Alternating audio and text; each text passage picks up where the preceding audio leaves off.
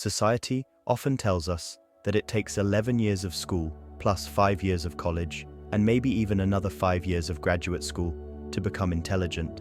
But let's be honest, sometimes all that leaves you with is a mountain of debt and no job. But here's the good news. Becoming smart isn't as hard as it seems. Even if you think you're not the sharpest tool in the shed, when we say we want to get smarter, we mean a few things.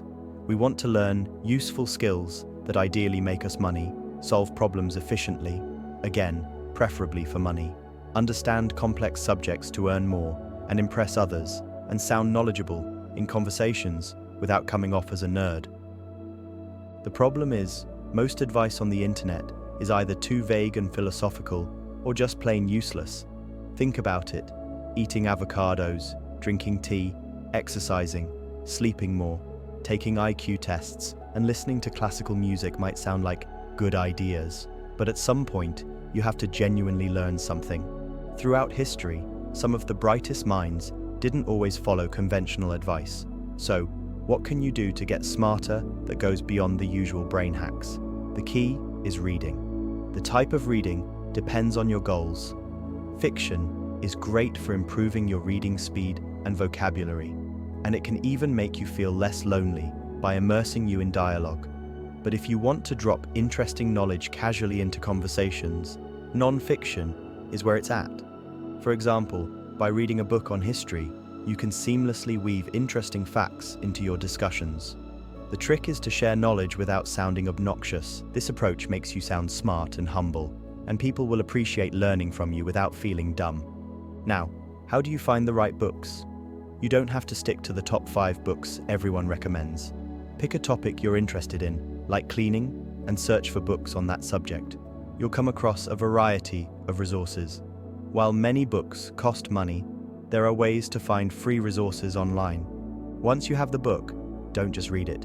Apply what you learn. Here are 10 things you should know before diving into a new skill. Practice makes perfect. Your brain needs to find the skill useful, or it will forget it. You only need to know 20% of the knowledge to master 80% of the skill. This is the learning curve. Initial practice yields significant progress. Engage actively with what you read. For instance, if you're reading about cleaning, clean a room immediately after. For skills you can't practice immediately, use your imagination. Visualize yourself performing the skill in a real-life scenario. This helps your brain retain the information. Create practice questions for yourself. Simulating real-life use of knowledge reinforces learning. Convince yourself the stakes are high when practicing. Pretend you're in a critical situation that requires your knowledge. Use textbooks for structured learning. They provide concise information and practical questions. Repetition and spaced learning techniques can help, but practical application is key. Don't just passively read, interact with the material. Summarize, question, and discuss what you learn. Teach others what you've learned. Teaching reinforces your understanding and helps others. Textbooks are particularly effective for in-depth learning. They offer clear information and plenty of practice questions. While they might not be as entertaining as YouTube videos, they provide a more robust learning experience.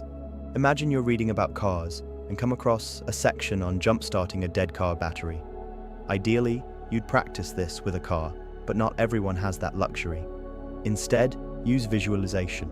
Picture yourself in a situation where you need to jump-start a car. Watch a video tutorial and imagine performing each step. This mental practice convinces your brain that the knowledge is useful, helping you remember it better. In school, this is how exams work. You learn information, and the test creates a situation where that knowledge is essential. Your brain recognizes the importance and tries to remember it. The only downside is that once the test is over, your brain might discard the information as no longer useful. Some people advocate for spaced repetition or mind mapping to enhance learning. These methods can be helpful, but the best results come from applying what you've learned in practice scenarios. If practice questions aren't available, create your own. Simulate high-stakes situations where recalling the information is crucial. This method of active engagement is why textbooks are considered gold standards for learning. They cut straight to the point, offer practice questions, and require you to engage with the material actively.